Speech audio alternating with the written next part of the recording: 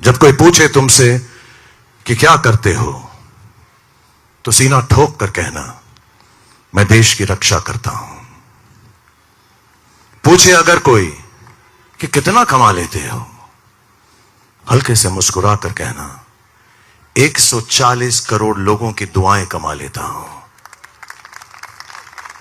और अगर मुड़कर फिर भी पूछे तुमसे कि कभी डर नहीं लगता, तो आंख से आंख मिलाकर कहना, जो हम पे हमला करते हैं उनको लगता है। নমস্কার, আপনারা দেখছেন আমার ছোট্ট YouTube channel voice of Anirban, সঙ্গে আমি আপনাদের আপনজন অনির্বাণ চৌধুরী।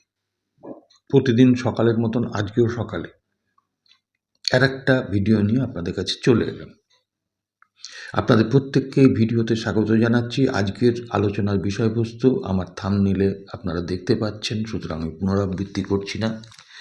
আমাকে আমার বেশ কিছু সাবস্ক্রাইবার এবং যারা প্রতিনিয়ত আমার ভিডিও দেখেন, এদের মধ্যে বেশ কয়েকজন আমাকে অনুরোধ করেছিলেন যে দাদা, এই বিষয়টার উপর একটা ভিডিও করুন।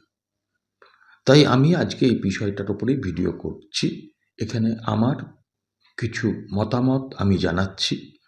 আপনারা আপনাদের মূল্যবান মতামত কমেন্ট বক্সে লিখবেন। একমত হলেও লিখবেন, দ্বিমত পোষণ করলেও লিখবেন। তবে একটা কথা বলবো, দ্বিমত পোষণ করলেও শালীনতাটা বজায় রেখে করুন। আপনার বক্তব্যের মধ্যে দিয়ে কিন্তু আপনার বংশ পরিচয়, আপনি যে পরিবেশে মানুষ হচ্ছেন, সেগুলো কিন্তু প্রতিভাত হয়। যাই হোক, আমি জানি যে এত কিছু অনুরোধের পরেও কিছু মানুষ আছেন যারা আমাকে প্রশ্ন করবেন যে বাংলাদেশে যখন সংখ্যালঘু নিধন হয়, বাংলাদেশে যখন দীপু দাসের হত্যাকাণ্ড হয়, তখন তো আপনি কোনো কথা বলেন না। আমি আপনাদের কাছে এই বিষয়ে সবিস্তারে না বলে শুধু অনুরোধ করব, বাংলাদেশের বিষয়ে এর আগে আমার করা দুটো ভিডিও একটু যদি দেখে নেন, তাহলে আমার মনে হয় এই প্রশ্নগুলোর উত্তর আপনারা সেখান থেকেই পেয়ে যাবেন। দ্বিতীয়ত, আমার দর্শকদের মধ্যে একটা অংশ যারা নিয়মিত দর্শক নয়, আগেই বলছি, হঠাৎ করে হয়তো স্ক্রল করতে করতে এই আমার ভিডিওটায় চলে আসলেন, সেরকম দর্শকদের একটা অংশ, তারা আমাকে দেশদ্রোহী বলতে পারেন, গদ্দার বলতে পারেন, বাংলাদেশের দালাল বলতে পারেন। আমি তাদের কাছে শুধু বলবো, তারা যাকে বিশ্বগুরু মানেন, তার যদি কোনো বিবৃতি বাংলাদেশে এই সংখ্যালঘু নিধন বা বাংলাদেশে এই অত্যাচার সম্পর্কে একটি কোনো শব্দ যদি তিনি আমার কমেন্ট বক্সে কোট করে হাজির করতে পারেন প্রমাণসহ, আমি ক্ষমা চেয়ে নেব পরের ভিডিওতে। যাই হোক, আমি জানি তারা দিতে পারবেন না সেই প্রমাণ। আমার বক্তব্যটা হচ্ছে, গত 16ই ডিসেম্বর 2025 আইপিএল যেটা সামনে আসছে, সেই আইপিএলের নিলাম পর্ব সম্পন্ন হয়েছে।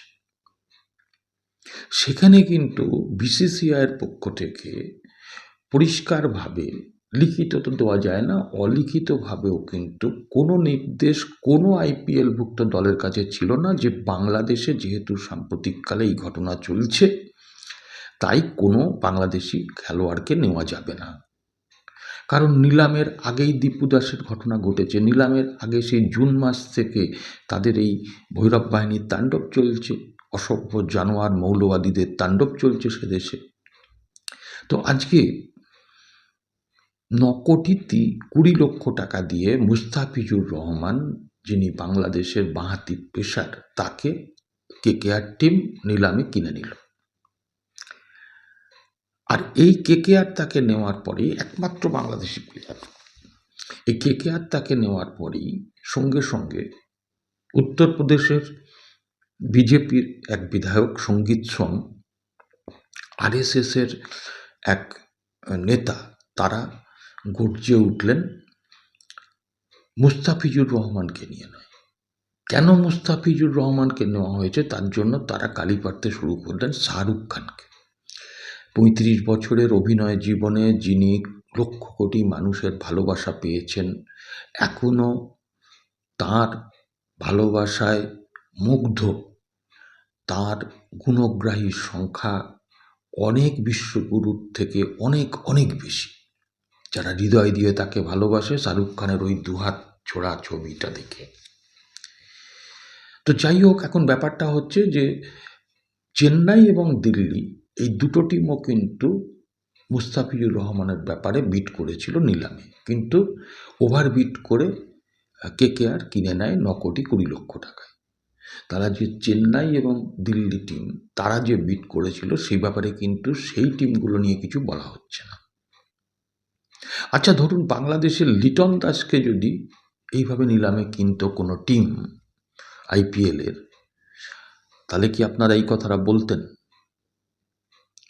আচ্ছা, যদি বলুন তো, এই যে ওই টি-20 বিশ্বকাপ যেটা ফেব্রুয়ারি মাসে শুরু হবে, সেখানে তো বাংলাদেশ প্রথমে বলেছিল খেলবো না ভারতের সঙ্গে, আবার পরে ওরা খেলতে চেয়েছে।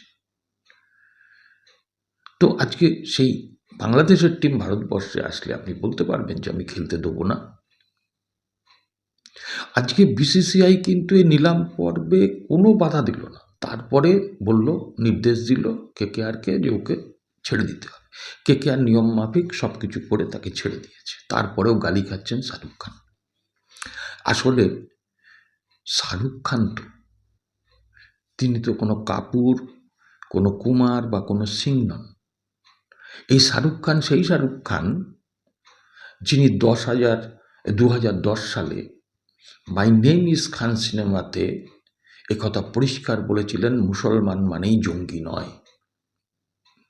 তারপরে মুম্বাইতে তার সিনেমা প্রদর্শন করতে দেওয়া হবে না বলে শিবসেনা তখন হল ভাঙচুর করলো, দর্শকদের আটকে দিল, শাহরুখ খানকে ক্ষমা চাইতে হবে বলল। আমেরিকায় তারপরে পরেই যেতে গিয়ে আমেরিকার বিমানবন্দরে শাহরুখ খানকে ল্যাংটা করে চেক করা হলো। আচ্ছা, এই শাহরুখ খান সেই শাহরুখ খান না যে শাহরুখ খান 2015 সালে রতন টাটার সঙ্গে গলা মিলিয়ে বলেছিল আমাদের দেশটা বড্ড অসহিষ্ণু হয়ে যাচ্ছে। রতন টাটাকে কিন্তু কোনো বিষোদ্গারের মুখে পড়তে হয়নি, এই কারণেই শাহরুখ খানকে আজকে দেশদ্রোহী বলা হচ্ছে, গদ্দার বলা হচ্ছে। এই শাহরুখ খান তো সেই শাহরুখ খান যে শাহরুখ খান তার জওয়ান বইতে আমাদের দেশের বেহাল যে স্বাস্থ্য ব্যবস্থা, কৃষকদের খারাপ অবস্থা মুখ দিয়ে বলেছিলেন, এবং বড় বড় নেতা আমলাদের চুরি দুর্নীতির কথা তুলে ধরেছিলেন। সেই শাহরুখ খানকে দেশদ্রোহী বলবে না এই শাসক দল? সেই শাহরুখ খানকে গদ্দার বলবে না সঙ্গীত সোমেরা? তাকে বলবে না বিজেপির বিধায়ক সঙ্গীত সোম ইউপির তারা বলবে না যে শাহরুখ খানের এই দেশে থাকার অধিকার নেই? আরএসএসের এক নেত্রী তিনি বলবেন না, যেমন বলেছেন যে শাহরুখ খানের জিপটা টেনে ছিঁড়ে নেওয়া উচিত? আচ্ছা, এর মধ্যে শাহরুখ খানের দোষটা কোথায় আইপিএলের ব্যাপারে? 26/11 পরে যেমন একটা অলিখিত নিয়ম ছিল বা নিয়ম আছে যে আইপিএলে কোনো পাকিস্তানি প্লেয়ারকে নেওয়া যাবে না, কেউ নেয় না। ভারত এবং পাকিস্তানের দ্বিপাক্ষিক যে খেলা, সেই খেলা বহুদিন হয় না। তো এইটা যদি আজকে বলে দিত বিসিসিআইয়ের পক্ষ থেকে পরিষ্কারভাবে, তাহলে তো এই প্রশ্নটা, এই বিতর্কটা উঠতো না, তাহলে তো মুস্তাফিজুরকে নেওয়ার কোনো প্রশ্নই ছিল না। আসলে বিসিসিআইয়ের মাথায় কে বসে আছেন, জয় শাহ, তাকে সবাই জানেন, এবং ভারত সরকার পরোক্ষে এই নোংরা রাজনীতিটা করলেন। বলা ভালো, একটি দল তারা নোংরা রাজনীতি করে, ধর্মীয় রাজনীতি করে তারা কিন্তু আজকে খেলার মধ্যে, সংস্কৃতির মধ্যে এই ধরনের নোংরা রাজনীতি ঢোকানোটা উচিত নয়। হ্যাঁ, যদি বুঝতাম, আমার তো জানা নেই যে এই মুস্তাফিজুর রহমান গত জুন মাস থেকে বাংলাদেশে যে অসভ্য, জানোয়ার, বর্বর কিছু মৌলবাদী শক্তি যে ঘটনা ঘটাচ্ছে তাকে পরিষ্কার সমর্থন করে বা ভারতের বিরুদ্ধে একটি কথাও তো মুস্তাফিজের মুখ থেকে কেউ শুনেছেন? আমি তো শুনিনি। যদি শোনেন প্রমাণ হাজির করবেন কমেন্ট বক্সে, আমি ক্ষমা চেয়ে নেব। আজকে এই শাহরুখ খানকে চক দে ইন্ডিয়ার কবির খান কিংবা স্বদেশ বইয়ের মোহন ভার্গব হিসেবে দেখতে পারেন না? আজকে এই শাহরুখ খানকে রাজ বা রাহুল বলে মনে করতে পারেন না? একটা মানুষ ৩৫ বছর ধরে নিজেকে উজাড় করে দিল অভিনয়ে, দেশ বিদেশে তার অভিনয় আজকে শিরোধার্য হয়ে গেল।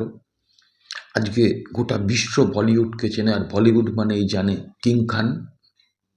আজকে লক্ষ কোটির যুবক যুবতী, কিশোর কিশোরীদের যিনি হার্টথ্রব। অসংখ্য ভারতীয় শাহরুখ খানের বই দেখার জন্য পাগলের মতন দৌড়ন, হলগুলো ভর্তি করেন, সেখানে হাততালিতে ভরিয়ে দেন। সেই শাহরুখ খানের আজকে যেহেতু তিনি প্রতিবাদী, যেহেতু তিনি মাঝে মাঝে কিছু কথা বলে ফেলেছেন যেগুলো সত্যি কথা, শুধুমাত্র শাহরুখ খান বলেই তাকে আজকে গালি শুনতে হচ্ছে। শুধুমাত্র তিনি মুসলিম তার জন্য তাকে গালি শুনতে হচ্ছে। এটা তো আজকে দিনের আলোর মতন পরিষ্কার। আমি তাই আপনাদের কাছে বলবো যে রাজনীতিটা ঢোকানো ঠিক না। যাই হোক, আপনারা আপনাদের মতামত জানাবেন। আমি শুধু এইটুকু অনুরোধ করব আপনাদের কাছে, সবার কাছে, যে ভারতবর্ষ একটা তার সম্মান আছে, তার ঐতিহ্য আছে, তার পরম্পরা আছে। ভারতবর্ষটাকে মানুষের মধ্যে এইভাবে বিভাজন সৃষ্টির রাজনীতিটা বন্ধ হোক। আমাদের দেশ আমাদের কাছে বড়। এই দেশের অসম্মান আমাদের অসম্মান, যেমন আমরা প্রতিবাদ করি, করব, যেমন পুলওয়ামার ঘটনায় আমরা সবাই দেশের পাশে থাকি, থাকবো। কিন্তু একটা মানুষকে এইভাবে দেগে দিয়ে তাকে মানসিকভাবে বিধ্বস্ত করবেন না।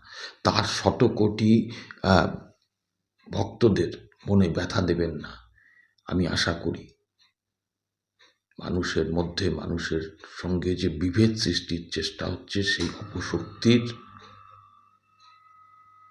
শুভ বুদ্ধি হোক। আজকে এইটুকুই। আবার দেখা হবে পরবর্তী এপিসোডে। নমস্কার।